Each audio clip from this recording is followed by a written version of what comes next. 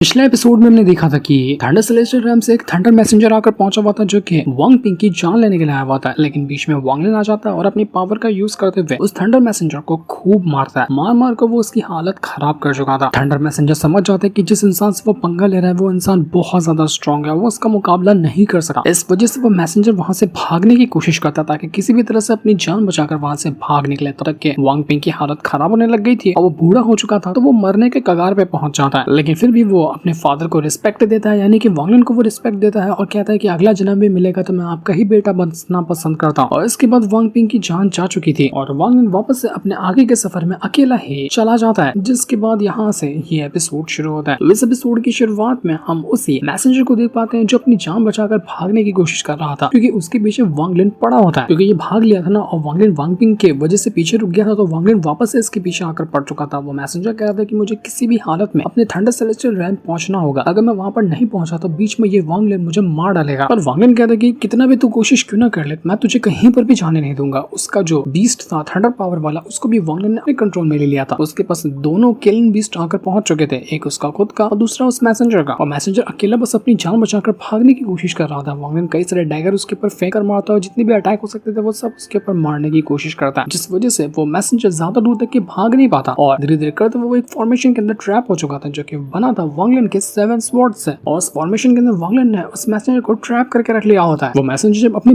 Thunder beast को देखता है ना, उसका दिमाग खराब हो चुका था। वो कहता है कि गदार धोखेबाज की बीस्ट कहीं का, आखिर ये मेरे खिलाफ ही कैसा हो गया? क्या तूने घोलकर इसको पिला दिया कि ये मेरे ही खिलाफ मेरा दुश्मन बना मेरे सामने खड़ा है? मैसेंजर समझ चुका था कि मेरा बचने का कोई रास्ता नहीं, इसलिए मैं यहाँ पर थोड़ा सा मस्का ही मार कर देखता हूँ। वो वांग लिन से कहना चाहता है कि देखो, पिछली बार जब मैं तुम पर अटैक करने के लिए आया था ना, वो सारी एक मिसअंडरस्टैंडिंग थी, मैं तुम्हें कोई और समझ लिया था, मुझसे गलती हो गई है। तो वांग लिन कहता है कि तेरी गलती का क्या मैं अचार डालूंगा। वो अपने फॉर्मेशन को और ज्यादा स्ट्रॉन्ग बनाता है, जिस वजह से मैसेंजर की हालत खराब होने लग गई थी। मैसेंजर समझ चुका था कि इसके ऊपर मेरी किसी भी बातों का असर नहीं होने वाला, तो वो डायरेक्ट धमकाना शुरू करता है कि देख, तुझे पता है ना मैं थंडर सेलेस्टियल रैम का मैसेंजर हूँ, ऐसा कोई एरा गहरा रास्ता चलता हुआ इंसान नहीं है। तू मुझे मारने की कोशिश करेगा, मुझसे पंगा लेगा तो तेरा अंजाम जो होगा ना उसके बारे में तू सोच भी नहीं सकता। वो तुरंत अपनी पावर का यूज करता है। पावर का यूज करने के बाद वो वांग लिन की इस 7 स्वॉर्ड फॉर्मेशन को डिस्ट्रॉय करने में लगा हुआ था, लेकिन वो कर ही नहीं पाता। उसकी हालत खराब हो जाती है, लेकिन फॉर्मेशन को वो जरा से भी तोड़ नहीं पा रहा था, बल्कि उसके जो अटैक वगैरह थे वो सारे के सारे टूटने लग जाते हैं। वांग लिन अपने मन में कहना चाहता है कि इसकी जो ओरिजिनल एनर्जी है ना वो काफी हद तक एग्जॉस्ट हो चुकी है और मैं चाहूँ तो इसको एक चुटकी बजाते हुए जान से मार सकता हूँ, लेकिन इसकी जो पावर है ना इल्यूजनरी यिन स्टेज की पावर है, तो इसको बिना मतलब के मार देना सही नहीं होगा। इसको मार दिया जाए तो इतने कमाल की बॉडी जो है वो वेस्ट हो जाएगी। तो वांग लिन यहाँ पर उस मैसेंजर से कहना चाहता है कि देख, तू अपने थंडर सेलेस्टियल रैम वाले लोगों को भूल जा और मेरी बात मानना शुरू कर दे। जो मैं कहता हूँ वो करना स्टार्ट कर देना तो मैं तेरी जान बख्श दूंगा और तेरी जान नहीं लूंगा मैं। तो ये सुनकर वो मैसेंजर थोड़ा सा हैरान रह जाता है। वो कहना चाहता है कि अगर ऐसा है तो ठीक है, मैं तेरी बात मानने के लिए तैयार हूँ। वैसे भी हमारे थंडर सेलेस्टियल रैम और मेरे बीच में कोई इतना गहरा कनेक्शन नहीं है जो उनकी बात ना मानने पर मुझे कुछ मुसीबत का सामना करना पड़े, इसलिए ठीक है, मैं तेरी सारी बात मानने के लिए तैयार हूँ, बस तू मेरी जान यहाँ पर बख्श दे। तो जैसे ही वो ये कहता है ना, वांग लिन तुरंत अपनी पावर को एक्टिवेट करता है और अपना एक स्पिरिचुअल सील बनाते हुए सीधा का सीधा वो जो थंडर मैसेंजर था उसके सोल के ऊपर लगा देता है, जिससे उसकी जो सोल है अब यहाँ पर वांग लिन के कंट्रोल में आने लग गई थी। ये देखते साथ ही वो जो मैसेंजर था वो एकदम घबरा सा जाता। वो कहता कि ये वांग लिन तू कर क्या रहा है मेरे साथ? तूने कहा कि जो तुझे कहेगा तू मैं वो करूंगा, लेकिन तू यहाँ पर मुझे अपना गुलाम बनाने की कैसे सोच रहा है? तू मेरे शरीर के ऊपर अपना कब्जा करना चाहता है? नहीं, ये नहीं कर सकता तू। लेकिन वांग लिन ने तो अपना मन बना लिया था कि वो उसको अपना एक और पपेट बनाएगा। उसके पास ऑलरेडी एक पपेट है ना, तो वो इस मैसेंजर को अपना दूसरा वाला पपेट बनाने की तैयारी में था कि अगर वो मार देगा तो इतनी कमाल की बॉडी वेस्ट हो जाएगी, इससे अच्छा मैं इसका अपना पपेट ही बना लेता हूँ ना, मेरे काम आ जाएगा ये। और वो जब सील लग ही चुका था उस मैसेंजर के ऊपर तो वो कुछ कर भी नहीं सकता था, इसलिए जैसा वांग लिन बोलता है उसको वो करना पड़ता है। वांग लिन उसको अपने साथ ले जाता है और मैसेंजर धीरे धीरे करते हुए उसके साथ ही जाने लग गया था। और आगे बढ़ते हुए ये लोग किसी अलग जगह पर आकर पहुंच जाते हैं जो कोई जगह गुफा जैसी लग रही थी, और यहीं पर वांग लिन उस मैसेंजर को लाकर रखा हुआ था। वो अपने दोनों की दोनों बीस्ट को वहीं पर रख देता है ताकि अगर कुछ भी ये मैसेज गड़बड़ करने की कोशिश करता है तो दोनों बीस्ट उसकी वाट लगा देंगे। मैसेंजर यहाँ पर वांग लिन से कहना चाहता है कि देख, मैं जानता हूँ कि तू मेरे साथ क्या करना चाह रहा है। तू चाहता है कि मैं तुझे अपना एज अ मास्टर एक्सेप्ट करूँ, तेरी हर बात मानूं और तेरे सामने सर झुका कर रहा हूँ। मैं वो सब कुछ करने के लिए तैयार था, लेकिन तूने आखिर मेरे ऊपर ये सील क्यों लगाया? क्या तुझे भरोसा नहीं कि मैं तेरी बात को नहीं मानूंगा और आगे चलकर तुझे धोखा दूंगा? लेकिन अगर तूने सील लगा भी दिया तो चल ठीक है, कोई बात नहीं, मैं यहाँ पर तुझे धोखा नहीं देने वाला। लेकिन अगर तू अपनी बात से मुकर रहा, जैसा कि तूने वादा किया कि अगर मैं तेरी बात मानूं तो तू मुझे आजाद कर देगा, और अगर तूने मुझे आजाद नहीं किया तो फर्क नहीं पड़ता कि मेरी जान क्यों ना चली जाए, मैं तेरी आंखों के सामने इस सील को भी तोड़ूंगा और तेरी जान लेकर दिखाऊंगा। तो ये सुनकर वांग लिन को गुस्सा आ जाता है। वापस से वो अपनी पावर का यूज करते हुए जो पपेट बनाने का प्रोसेस था ना उसको शुरू कर डालता है।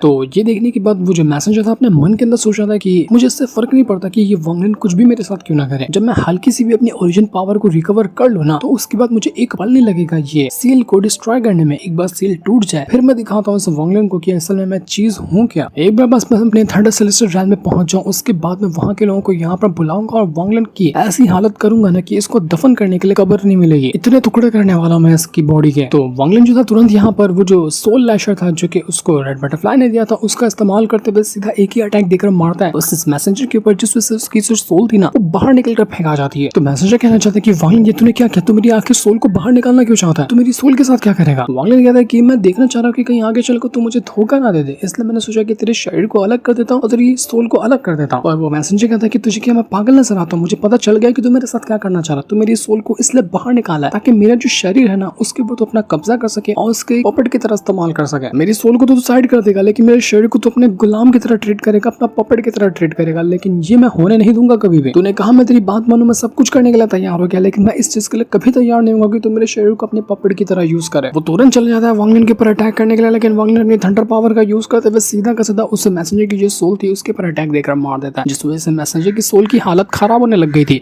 उसको समझ नहीं आता कि वो क्या करे और उसकी सोल को ट्रैप करने के बाद वांगलिन अपने काम में लग जाता है ताकि अपना वो जो पपेट बनाने का प्रोसेस है वो उसको कंप्लीट कर सके। ऐसे ही करते हुए कई दिन निकल जाते हैं और कई दिन का वांगलिन जो काम था वो करता ही चाहता है, क्योंकि पपेट को बनाना इतना आसान काम नहीं था। तो धीरे धीरे करते हुए ये जो पपेट था वो तैयार होने लग गया था, उसकी जो सोल थी वो भी अपना वांगलिन के कंट्रोल में ही जा चुकी थी और थंडर पावर की वजह से उसका कुछ भी हरकत कर पाना, कुछ भी अटैक कर पाना ये एकदम मुश्किल लग रहा था उसके लिए। वो वांगलिन से कहता कि वांगलिन तूने मेरे साथ धोखेबाजी की है और तूने जो ये हरकत की है ना इसके लिए मैं तुझे कभी भी माफ नहीं करने वाला। तूने मेरे शरीर के ऊपर तो अपना कंट्रोल बना लिया, लेकिन मेरी सोल के ऊपर कंट्रोल बनाना तेरे लिए बिल्कुल ही मुश्किल होगा। मैं कभी भी तेरी बातों में अब नहीं आने वाला और अगर तूने मेरी सोल के ऊपर जबरदस्ती करने की कोशिश की तो मैं अपनी सोल के साथ साथ अपनी बॉडी को भी डिस्ट्रॉय कर दूंगा, इससे तुझे कुछ भी फायदा नहीं होगा। मानता हूँ कि मैं खत्म हो जाऊंगा लेकिन तेरा भी फायदा होने नहीं दूंगा और तुझे तेरी गलती के ऊपर पछतावा होगा कि तूने मेरे साथ जो किया है ना वो सही नहीं किया। वांगलिन कहता है कि देख मैंने तुझे पहले भी कहा है और एक बार फिर से कह रहा हूँ, मुझे तू एक पपेट की तरह चाहिए सिर्फ 3000 साल के लिए। 3000 साल तक कि तू मेरा पपेट बना रहे, उसके बाद मैं तेरे से वादा कर दूं कि मैं तुझे आजाद कर दूंगा, जहाँ जाना चाहे वहाँ जा सकता है फिर तो। और अगर तू नहीं मानता तो अभी के अभी मैं यहाँ पर तुझे मार डालूंगा, मुझे उससे फर्क नहीं पड़ता, मुझे दूसरा भी कोई बंदा मिल जाएगा जिसको मैं अपना पपेट बना सका। फायदा तो उसमें तेरा ही है, अगर तुझे ये फायदा नहीं चाहिए तो बता दे फिर मुझे। तो ये सुनकर वो पपेट जो था सोल वो कहने लग जाती है कि अगर मैं किसी भी तरह से अपनी पूरी जान क्यों लगाऊं तो फिर भी मैं अपने थंडर सेलेस्टियल रैम वालों को इस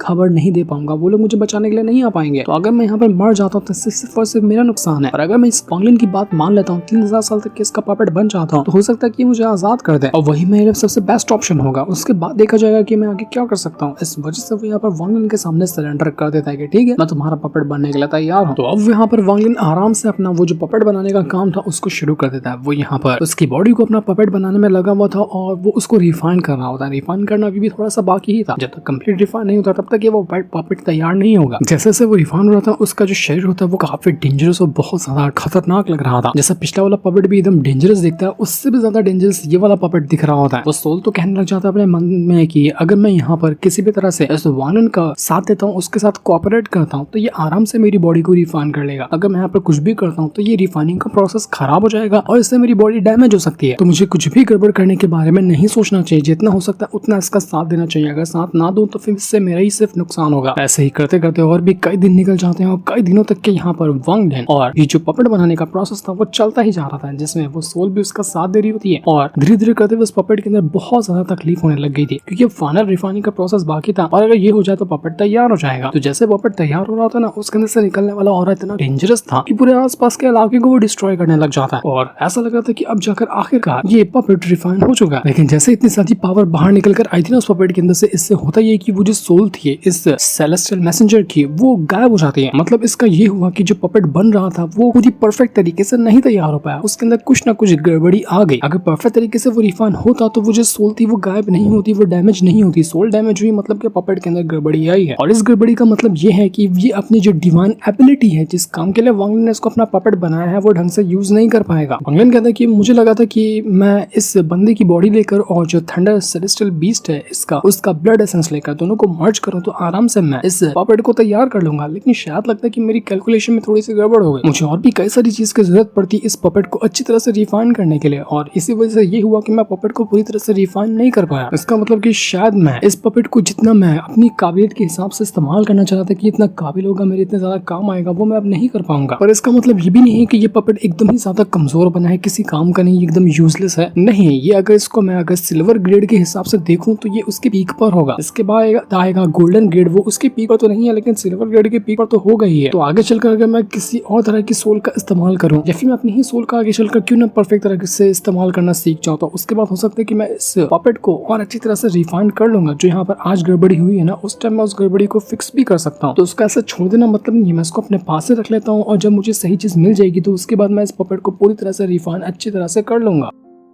तो अब यहाँ पर वांग लिन के पास ना वो एक स्टोरेज बैग होता है जो कि उसी जो मैसेंजर था उसका था। वांग लिन चेक करने लग जाता है कि इस स्टोरेज बैग के अंदर क्या हो सकता है। तो जैसे वो स्टोरेज बैग के अंदर अपनी सोल को डालता है ना, उसको सामने कुछ अलग अलग तरह की चीजें नजर आती हैं। पहला एक टोकन था, वो टोकन देख के वांग लिन देखने लग जाता है कि उस पे क्या लिखा हुआ है। तो असल में टोकन होता है थंडर सेलेस्टियल रेल्म का टोकन। मतलब वहां जाने के बाद ये टोकन दिखाया जाए तो वहां पर हो सकता है कि एंट्री मिल जाएगी। तो वो टोकन वांग लिन अपने पास रख लेता है, हो सकता है कि आगे चलकर वो उसके काम आ जाए। इसके बाद दूसरा भी एक और टोकन उसको मिला था जिसके अंदर लिखा हुआ था रिफाइनिंग हेवन एंड अर्थ। वांग लिन जब उस टोकन को अच्छे से पढ़ता है तो उसको पता चलता है कि इस अगर टोकन का इस्तेमाल किया जाए जो इसके ऊपर टेक्निक लिखी हुई है, तो इसके जरिए एक बंदा अपने जो दाव को है ना उसको एक ऑर्डरन के अंदर कन्वर्ट कर सकता है। और जब उसका दाव एक ऑर्डरन की तरह यानी कि फर्नेस की तरह काम करेगा ना, तो वो अपने डोमेन को रिफाइन कर पाएगा। इससे उसका डोमेन और ज्यादा स्ट्रॉन्ग होगा। वांग लिन को टेक्निक तो बड़ी पसंद आती है, लेकिन इसके लिए दिक्कत वही थी कि इसके लिए बहुत ज्यादा ओरिजिन एनर्जी चाहिए, तभी जाकर इस टेक्निक का इस्तेमाल किया जा सकता है। वही ओरिजिन एनर्जी जो कि उस मैसेंजर के पास मौजूद थी। वांग लिन अगर इल्यूजनरी इन स्टेज पे पहुंच जाता ना, तब वो जाकर अपनी ओरिजिन एनर्जी का इस्तेमाल करके इस टेक्निक को यूज कर पाएगा। अभी तो उसके लिए वो यूजलेस है। वांग लिन को वहां पर एक और टेक्निक नजर आती है जिसका नाम था नाइन हेवन थंडर टेक्निक। तो जैसे वांग लिन यहाँ पर इस टेक्निक को देखता है, इसके जरिए जितनी भी पूरी दुनिया के अंदर मौजूद ओरिजिन एनर्जी हो सकती है ना, वो सारी कन्वर्ट होकर वांग लिन के सोल के अंदर जाने लग जाती है। लेकिन इसके जरिए ये होता है कि अगर किसी बंदे के पास बहुत ही हाई लेवल की थंडर पावर है ना, तो वो थंडर पावर पूरी दुनिया की ओरिजिन एनर्जी को इकट्ठा करते हुए कन्वर्ट होने लग जाएगा। जिस भी इंसान ने इस टेक्निक को प्रैक्टिस किया होगा उसके लिए ओरिजिन एनर्जी में सिंपल वर्ड्स में ऐसा कि अगर वांग लिन के पास जो उसकी थंडर पावर है ना, अगर वो इस टेक्निक को सीख जाए तो वो कन्वर्ट होने लग जाएगी ओरिजिन एनर्जी के अंदर। थंडर पावर निकलेगी और वो बन जाएगी ओरिजिन एनर्जी में। तो वांग लिन कहना चाहता है कि ये टेक्निक को बड़ी कमाल किया, अगर मैं इसका इस्तेमाल करूँ तो मेरे लिए सेकंड स्टेप में ब्रेक थ्रू करना उतना ज्यादा टफ नहीं होगा। हालांकि अभी उतना ज्यादा खास तरीके से मैं इसका यूज नहीं कर पाऊंगा, लेकिन आगे चलकर और अच्छी तरह से मैं इसका यूज कर सकता हूँ इस टेक्निक का, क्योंकि ये जो थंडर एनर्जी होती है ना इंसान की, वो एकदम उसको पूरी तरह से कन्वर्ट कर देता है। और उसके लिए इतनी स्ट्रॉन्ग बॉडी चाहिए कि वो जो कन्वर्जन का प्रोसेस होता है ना उसको हैंडल कर सके। अगर अभी मैं यहाँ पर इस स्पेल का इस्तेमाल करूँ तो मेरी बॉडी फट जाएगी। मेरी थंडर पावर जब कन्वर्ट होने लगेगी उस टाइम तो पहले मुझे मेरी बॉडी को स्ट्रॉन्ग बनाना है, उसके बाद मैं इस कन्वर्ट करने वाली टेक्निक का इस्तेमाल कर सकता हूँ जो मेरी थंडर पावर को कंट्रोल करेगा उसी ओरिजिन एनर्जी के अंदर। अभी तो मैं इसका इस्तेमाल नहीं कर सकता। तो अब वांग लिन जब यहाँ पर देखता है ना, तो उस स्टोरेज बैग के अंदर हजारों लाखों की तादाद में सेलेस्टियल जेड मौजूद थे, जिसके जरिए वांग लिन अपनी कल्टीवेशन को बढ़ाने का काम करता है। तो वही चीज यहाँ पर उसके लिए बहुत सारी तादाद में मिल जाती है। वांग लिन कहता है कि ये मैसेंजर तो एक नॉर्मल सा मैसेंजर था थंडर सेलेस्टियल रैम का, लेकिन नॉर्मल मैसेंजर होने के बावजूद भी इसके पास इतने सारे सेलेस्टियल जेड है उसका हिसाब नहीं है। ऐसा लगता है कि थंडर सेलेस्टियल रैम में इन जेड वगैरह की कोई वैल्यू ही नहीं है, वहां पर ऐसे ही पड़े मिल जाते हैं सारे के सारे, तभी तो यहाँ पर इतने सारे इस अकेले बंदे को दिए गए थे। पर खैर जो भी हो, ये है तो मेरे ही काम के ना, ये मेरे बहुत ज्यादा फायदेमंद साबित होंगे और इनके जरिए मैं आराम से अपना असेंडेंट रैंक का जो लेट स्टेज है उसको ब्रेक थ्रू कर सकता हूँ। तो वांग लिन यहीं पर बैठकर अपनी कल्टीवेशन शुरू कर देता है, अपनी प्रैक्टिस शुरू कर देता है ताकि वो अपना ब्रेक थ्रू कर सके और असेंडेंट रैंक के वो लेट स्टेज पे जा चुके। मिडिल स्टेज पे तो वो ऑलरेडी मौजूद था, तो उसको लेट स्टेज में ब्रेक थ्रू करने में ज्यादा दिक्कत नहीं आएगी। तो ऐसे ही यहाँ पर वांग लिन अपनी कल्टीवेशन करने लग जाता है। ऐसे उसको कई दिन लग जाते हैं और कई दिन की मेहनत के बाद आखिरकार वांग लिन जो चाह रहा था ना वो हो चुका था। वो ब्रेक थ्रू कर लेता है अपने असेंडेंट रैंक के लेट स्टेज के ऊपर। और अब नेक्स्ट जो रैंक ब्रेक थ्रू होगा वो लेवल ब्रेक थ्रू नहीं होगा, वो बल्कि सीधा रैंक ब्रेक थ्रू होगा और असेंडेंट रैंक के भी वो आगे जा सकता है। वांग लिन कहता है कि अब मैं जब असेंडेंट रैंक के लेट स्टेज पे पहुंच चुका ना, तो मुझे उस बीस्ट को जाकर देखना चाहिए जो कि मुझे उस प्लैनेट के ऊपर मिला था। उस टाइम तो मुझे वहां से भागना पड़ा था क्योंकि मैं इतना स्ट्रॉन्ग भी नहीं था और इमरजेंसी आ गई थी, लेकिन अब मैं वापस जाकर देखता हूँ कि असल में वहां पर चल क्या रहा है, क्योंकि वहां की जो एनर्जी है वही यहाँ पर मेरे हेवनली पोल जो है उसको कंप्लीट कर सकती है। तो मुझे वो लेने के लिए वहां पर जाना ही होगा, तभी जाकर मैं अपने हेवनली पोल को कंप्लीट कर पाऊंगा। मानता हूँ कि वो बीस्ट जो होगा वहां पर वो मेरी जान लेने के लिए तैयार होगा, लेकिन मुझे उससे लड़ना तो पड़ेगा अगर मुझे अपने पोल को कंप्लीट करना है तो। लेकिन मैं ऐसे तो मौत के मुंह में नहीं जा सकता ना, मुझे इसके लिए बहुत सारे सेलेस्टियल फ्रूट्स चाहिए होंगे जो कि मेरी हेल्प करेंगे उस बीस्ट से मुकाबला करने के लिए। उसके पास एक मैप होता है जिसके ऊपर लोकेशन बनी हुई थी कि कहाँ से वो सेलेस्टियल फ्रूट हो सकते हैं जो कि सोनटाई ने उसको दिया था ना, मैं बूढ़ा हो चुका हूँ, मैं अब और तुम्हारे लिए फ्रूट नहीं ला सकता, तुम्हें खुद ढूंढना है तो जाकर ढूंढ सकते हो। तो ये वही वाला मैप होता है। तो वांग लिन कहता है कि मुझे अब यहाँ पर खुद और ज्यादा फ्रूट को कलेक्ट करना चाहिए और उसके बाद मैं चला जाऊंगा उस मून गेजिंग बीस्ट जो कि उस प्लैनेट के ऊपर रहता है उससे मुकाबला करने के लिए। तो सबसे पहली लोकेशन थी वही हुआन फैमिली की जिससे वांग लिन का पहले भी पंगा हुआ था। तो वांग लिन तुरंत अपने किलियन बीस्ट से सवार होकर यहाँ हुआन फैमिली के पास आ जाता है और सारे के सारे हुआन फैमिली वाले लोग घबरा जाते हैं कि यहाँ पर कौन बंदा आया। वो उसको रिस्पेक्ट पेश करने लग गए थे कि सीनियर आप है कौन। तो जैसे वांग लिन यहाँ पर समझता है ना कि मैं हुआन फैमिली के अंदर आया तो वो कहता है कि जो भी यहाँ का हेड है जल्दी से बाहर निकल कर आ जाओ। तो हुआन फैमिली का वो जो एल्डर फैंक्शन था वो सबसे पहले बाहर निकल कर आता है जो कि अब अगला हेड बन चुका है, क्योंकि पहले ये एल्डर था लेकिन जो एम्परर था उसको वांग लिन ने टपका डाला था ना, तो उसके बाद उसकी जगह इसको मिल गई थी। वो कहता है वांग लिन से कि सीनियर बताइए कि हम आपके लिए क्या कर सकते हैं। हमारी जो हुआन फैमिली आज यहाँ पर सही सलामत मौजूद है वो आप कहीं आसान है, तो आप जो कहेंगे हम वो करने के लिए तैयार है, चाहे वो कितना भी मुश्किल क्यों ना हो। उसके अंदर से फटी पड़ी थी कहीं यहाँ पर वांग लिन बदला लेने के लिए आया, क्योंकि जो हमारे एम्पायर ने वांग लिन के साथ किया था वो इससे कभी भी खुश तो नहीं होगा। तो ये क्या करने के लिए आया। तो वांग लिन यहाँ पर कहता है कि मैं कोई पुरानी दुश्मनी के लिए नहीं आया, मैं बस इसलिए आया था कि मुझे पता चला तुम्हारे पास बहुत सारे सेलेस्टियल फ्रूट हैं, तो मुझे वो सारे के सारे सेलेस्टियल फ्रूट्स चाहिए। जो सुनकर वो जितने भी एल्डर वगैरह वहाँ पर मौजूद थे वो लोग कहना चाहते कि देखिए सीनियर हम आपको वो फ्रूट्स नहीं दे सकते क्योंकि वो फ्रूट हमारे लिए बहुत ज्यादा इंपॉर्टेंस रखते हैं और उसके जरिए हम यहाँ पर अपनी कल्टीवेशन वगैरह के ऊपर ध्यान देते हैं। तो अगर हम आपको ही वो फ्रूट दे देंगे तो हमारे लिए क्या बचेगा। लेकिन वो हेड जो था वो यहाँ पर अपने एल्डर वगैरह को शांत करवाता वांग लिन से कहना चाहता है कि देखिए हम यहाँ पर आपको जितनी भी हमारे पास फ्रूट है ना सब कुछ देने के लिए तैयार है, लेकिन हम बस यही उम्मीद करते हैं कि पुरानी जितनी दुश्मनी होगी ना वो आप सब कुछ को भुला देंगे और एक नई तरह से शुरुआत करेंगे। तो इतना कहने के बस जितनी भी उसके पास फ्रूट वगैरह थे वो सारे के सारे वांग लिन को देने के लिए तैयार हो जाता है और कहता है कि ये जो पुरानी दुश्मनी सब कुछ अब खत्म हो चुकी है। तो वांग लिन यहाँ पर उसके फ्रूट ले लेता है और लेकर वो जाने लग गया था। वो अभी यहाँ पर उन लोगों को कुछ कहता नहीं, जिसका मतलब ये था कि अब वांग लिन ने अपनी सारी दुश्मनी खत्म कर दी है हुआन फैमिली से और उसका अब इससे कोई मतलब नहीं है। वांग लिन कहता है कि सब लोग तो मुझे यहाँ पर सच में थंडर सेलेस्टियल रैम का ही बंदा कहने लग गया, ऊपर से मेरे पास तो टोकन भी आ गया ना, तो सबको यहाँ पर लगता है कि मैं सच में थंडर सेलेस्टियल रैम से ही आया हुआ। तो मुझे लगता है कि मुझे इस झूठ को और ज्यादा फैलाना चाहिए क्योंकि इस झूठ की वजह से लोग मुझसे डरना शुरू कर चुके हैं और मुझे बिना मेहनत के काफी सारी चीजें मिल जाती हैं। तो इसके बाद वांग लिन जो था वो किसी ख्यान फैमिली के अंदर आता है और यहाँ पर उसको भी पता चला था कि इनके पास भी बहुत सारे वो सेलेस्टियल फ्रूट्स मौजूद हैं। तो यहाँ पर आने के बाद वो जो बंदे थे उनको पहले से मालूम चल चुका था कि वांग लिन यहाँ पर आएगा और उसको वो फ्रूट चाहिए होंगे, तो उन लोगों ने पहले से तैयारी करके रख दी थी। वो सारे के सारे लोग यहाँ पर वांग लिन को रिस्पेक्ट पेश करते हैं और कहते हैं कि आपको जितनी भी फ्रूट चाहिए वो आप उतने फ्रूट लेकर जा सकते हैं, हम आपको सभी फ्रूट देने के लिए तैयार है, आपको टेंशन लेने की जरूरत नहीं है। तो वांग लिन यहाँ पर सारे के सारे सेलेस्टियल फ्रूट लेकर यहाँ से निकलने की तैयारी में था, लेकिन वहाँ का जो सीनियर होता है जो कि इस फैमिली का हेड है वो कहने लग जाता है कि सीनियर देखिए जैसे कि आप कह रहे हैं यहाँ पर कि आप थंडर सेलेस्टियल रैम से आए हुए हैं तो हम आपको सारे फ्रूट दे चुके हैं, उससे हमें कोई दिक्कत नहीं है, लेकिन अगर आप एक बार हमें बता दिए होते ना कि आपके पास सच में थंडर सेलेस्टियल रैम का टोकन है तो ये बहुत अच्छी बात हो जाती है। मुझे तो आपके ऊपर भरोसा है, लेकिन मेरे कुछ और साथी लोग हैं उनको आपके ऊपर उतना ज्यादा भरोसा नहीं है, उनको लगता है कि कहीं आप कोई शायद बहरूपियन ना हुए जो हमें लूटने की कोशिश कर रहे हैं, तो एक बार जरा थंडर सेलेस्टियल रैम का टोकन दिखा दीजिए तो ये बहुत अच्छी बात हो जाएगी। तो ये सुनकर वांग लिन को गुस्सा आ जाता है, वो अपनी पावर को एक्टिवेट करते हुए क्या करने लग जाता है कि तुम लोगों को लगता है कि मैं कोई बहरूपिया इंसान हूँ, आखिर तुम लोगों ने मुझ पर शक करने की हिम्मत की तो की कैसे। तो ये सुनकर वो सारे बंदे डर जाते हैं और कहने लग जाते हैं कि सीनियर देखिए हमसे गलती हो गई, वो तो हमने ऐसे ही आपसे कह दिया, अगर आपको इतना ज्यादा बुरा लग गया तो हमें माफ कर दीजिए, हम आपका बिल्कुल भी टोकन नहीं देखेंगे और आपको जो करना है वो कर सकते हैं, जितना आपको फ्रूट चाहिए वो सब लेकर जा सकते हैं। वांग लिन कहते हैं कि तुम लोगों को पता है ना कि पूरे के पूरे थंडर सेलेस्टियल रैम के अंदर सिर्फ 99 मैसेंजर है, वो कितने ज्यादा इंपॉर्टेंट है, उनके अलावा किसी और के पास टोकन नहीं होता है, और अगर तुमने सच में मेरा टोकन देखना चाहते हो तो ठीक है मेरे पास वो टोकन है। तो वांग लिन ने जिस मैसेंजर को मारा था ना वो उसी का टोकन बाहर निकाल कर दिखा देता है, जो कि मजे की बात थी। और जैसे यहाँ पर वो जो हेड वांग लिन के पास टोकन देखता है वो कहने लग जाता है कि ये टोकन बिल्कुल ही ओरिजिनल है, मैं कह ही नहीं सकता कि ये टोकन फेक होगा, और मैसेंजर के अलावा किसी और के पास टोकन आ ही नहीं सकता, और ऐसा भी नहीं कि ये किसी मैसेंजर से टोकन छीन ले, तो जो बंदा मेरे सामने खड़ा है वो सच में यहाँ पर थंडर सेलेस्टियल रैम का मैसेंजर होगा। इसने सच में इतनी कम एज के अंदर इतनी ज्यादा कल्टीवेशन पावर हासिल करी, ये बिल्कुल लाजवाब बात है। तो इसलिए वो यहाँ पर वांग लिन को रिस्पेक्ट पेश करा था और माफी भी मांग रहा था कि हमसे गलती हो गई, हमने आपके पास सवाल उठा दिया और आपके ऊपर शक किया कि आप वहाँ के मैसेंजर नहीं हो सकते। तो ये होने के बाद वांग लिन जो था वो आराम से वहाँ से निकलने की तैयारी शुरू कर देता, वो यहाँ से जाने लग गया था। चलो यहाँ पे भी फ्रूट का जुगाड़ हो गया और इन लोगों ने मुझे भरोसा भी कर लिया कि मैं कोई बहरूपिया नहीं हूँ। तो जैसे वांग लिन यहाँ से जा रहा था ना वो जो बंदे थे वो यहाँ पर कहने लग जाते हैं, और साथ ही साथ जो वो हेड भी था वो भी कह रहा था कि सीनियर मेरी बात सुनिए, मैं आपसे कुछ कहना चाहता हूँ। जैसे कि आपको पता होगा कि हमारे और थंडर सेलेस्टियल रैम वाले की काफी अच्छे से दोस्ती चलती है और हम लोग एक फैमिली की तरह रहते हैं, तो मैं यहाँ पर आपसे ना एक कसम खाना चाहता हूँ कि जिस दिन आप यिन और यांग स्टेज को अपना ब्रेक थ्रू कर लेंगे ना, जैसे कि इल्यूजनरी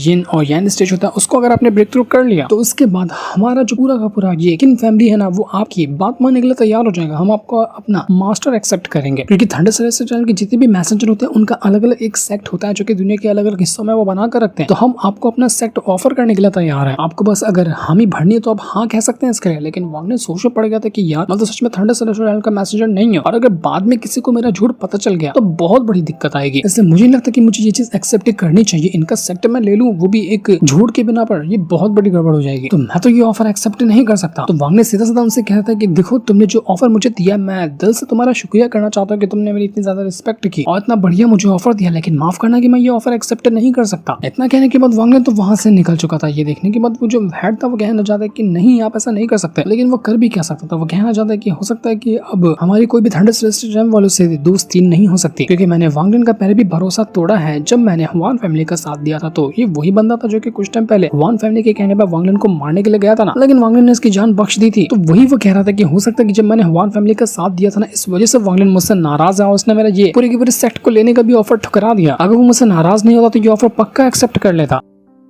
तो उसके बाद हमें कई सारे फनी सीन भी दिखाए जाते हैं। मतलब अब जहाँ वांगलिन ज्यादा कार्टून की तरह हमें दिखाया जाता है कि कोई भी अगर उसको मना करता ना अपना फ्रूट देने के लिए, तो वांगलिन अपने किलिंग बीस्ट के फायर पावर के जरिए उसको जला दिया करता, और जलाने के बाद वो डर के मारे वांगलिन को अपने सारे फ्रूट देने के लिए तैयार हो जाते हैं। ऐसे कई सारी जगह पर जाता वांगलिन सबको डराता और उनसे वो फ्रूट ले लिया करता। सबकी फटकर हाथ में आ चुकी थी, सारे के सारे लोग डर के मारे वांगलिन को अपना फ्रूट देने के लिए तैयार हो जाते हैं। बहुत ही फनी और काफी कमाल का ये कार्टून वाला सीन था, जो कि मजा ही आ गया देखकर उसको। तो ऐसे जितने पूरे मैप के अंदर जगह थी ना, सब जगह से वांगलिन पूरे के पूरे जो फ्रूट हो सकते थे वो सबको कलेक्ट कर लेता है। अब पूरे इलाके के अंदर फ्रूट बचे ही नहीं थे, सारे के सारे फ्रूट वांगलिन के पास आ चुके थे। तो उनको लेने के बाद वो निकल जाता है उसी वो जो बीस्ट है उसकी तरफ, ताकि वो प्लैनेट पे जाने के बाद अपने हेवनली पर्ल को वो कंप्लीट कर पाएगा। तो वांगलिन कहने लग जाता है कि पूरा इलाका मैंने छान मारा और जितना हो सकता था मैंने उतने सारे फ्रूट को कलेक्ट कर लिया, जो कि मेरे लिए फायदेमंद साबित होने चाहिए जब मैं उस बीस्ट से मुकाबला करूंगा। तो मैंने पूरी की पूरी तैयारी कर ली उस बीस्ट से फाइट करने की। तो जैसे वांगलिन यहाँ पर आगे बढ़ा था ना, उसका जो क्लेन बीस्ट था उसको अजीब तरह की खुशबू आने लग जाती है, क्योंकि उसको भी वो फ्रूट चाहिए थे जो कि वांगलिन के पास है। लेकिन वांगलिन के मना करने पे वो जो बीस्ट होता है क्लेन बीस्ट, वो रुक जाता है, मान जाता है, वो कुछ करता नहीं। लेकिन वांगलिन को थोड़ा सा डर था कि मैंने जोश में आकर ना इसके ऊपर जितनी भी सील लगी थी सबको हटा दिया। तो उस टाइम तो उसने कुछ भी नहीं किया और अभी भी मेरी बात मान रहा है, लेकिन आगे चलकर ये कभी मुझ पर ही भड़क गया ना तो दिक्कत ज्यादा हो जाएगी। वांगलिन आगे बढ़ते हुए बस यही कह रहा था कि मैं जो जा रहा हूँ प्लैनेट यूनिसिया की तरफ, जहाँ पर वो बीस्ट मौजूद है, तो मैं अगर बाय चांस इस ट्रिप के अंदर सक्सेसफुल हो जाता हूँ, मेरा ये काम कर जाता है ना, तो मेरा हेवनली पर्ल का जो मेटल एलिमेंट है वो पूरी तरह से कंप्लीट हो जाएगा और उसके बाद मेरा हेवनली पर्ल काफी हद तक स्ट्रॉन्ग हो जाने वाला है। तो इसी वजह से मैं इतना बड़ा रिस्क लेकर वहां पर जा रहा हूँ। उम्मीद करता हूँ कि जिस रिस्क को लेकर मैं वहां पर जा रहा हूँ ना, ये मेरे काम है और मेरे लिए यहाँ पर ये सफर फायदेमंद साबित हो और मैं किसी मुसीबत में ना पड़ जाऊँ। तो वांगलिन धीरे धीरे करते प्लैनेट यूनिसिया की तरफ काफी हद तक बढ़ चुका था। और जैसे वांगलिन यहाँ पर आया हुआ था ना, हम देख पाते कि यहाँ पर पहले से एक बंदा मौजूद है। वो बंदा कोई और नहीं बल्कि था ग्रीड, और वो भी यहीं पर भटक रहा था। यहाँ पर आने के बाद अजीब सी पावर थी जो कि चारों तरफ से उसको घेरने लग जाती है। तो वो भी अपनी पावर का यूज करते हुए जो भी अटैक वगैरह यहाँ पर आए थे उन सभी को डिस्ट्रॉय करने की कोशिश करने लग जाता है, लेकिन वो यहाँ से बाहर निकल ही नहीं पा रहा था। ग्रीड का दिमाग खराब हो चुका था कि नहीं, मैं यहाँ पर 8 बार बाहर निकलने की कोशिश कर चुका, लेकिन जितनी बार भी बाहर निकलने की कोशिश करता हूँ